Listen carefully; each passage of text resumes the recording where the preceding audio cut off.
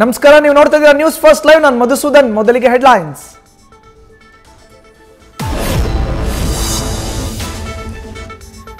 ಹಿರಿಯ ಸಾಹಿತಿ ಸರಸ್ವತಿ ಸಮ್ಮಾನ್ ಎಸ್ಎಲ್ ಭೈರಪ್ಪ ವಿಧಿವಶ. ಮಧ್ಯಾಹ್ನ 2 ಗಂಟೆವರೆಗೆ ರವೀಂದ್ರ ಕಲಾಕ್ಷೇತ್ರದಲ್ಲಿ ಅಂತಿಮ ದರ್ಶನ. ನಂತರ ಮೈಸೂರಿನಲ್ಲೂ ಅಂತಿಮ ದರ್ಶನಕ್ಕೆ ವ್ಯವಸ್ಥೆ. ನಾಳೆ ಬೆಳಗ್ಗೆ 10:30ಕ್ಕೆ ಅಂತ್ಯ ಸಂಸ್ಕಾರ.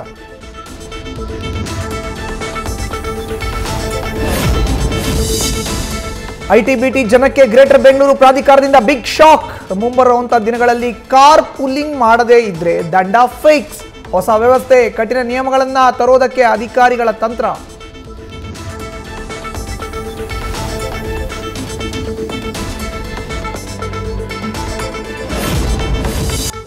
ನಟ ಉಪೇಂದ್ರ ದಂಪತಿ ಮೊಬೈಲ್ ಹ್ಯಾಕ್ ಕೇಸ್. 10 ದಿನಗಳ ಬಳಿಕ ಹ್ಯಾಕರ್ ಮೂಲಗಳ ಪತ್ತೆ ಹಚ್ಚಿದ ಸದಾಶಿವನಗರ ಠಾಣೆ ಪೊಲೀಸರು. 4-5 ಮಂದಿಯ ಬಿಹಾರ ಗ್ಯಾಂಗ್ನಿಂದ ಕೃತ್ಯ. ಸ್ಪೆಷಲ್ ಟೀಮ್ನ ಅಲ್ಲಿಗೆ ಕಳಿಸೋಕೆ central DCP Akshay Machindar plan.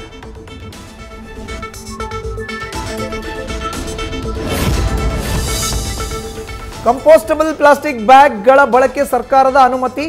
ಪರಿಸರದ ಹೋರಾಟಗಾರರಿಂದ ಅಸಮಾಧಾನ. ಸರ್ಕಾರ ಇದನ್ನು ನಿಷೇಧಿಸದಿದ್ರೆ ಉಗ್ರ ಹೋರಾಟದ ಎಚ್ಚರಿಕೆ.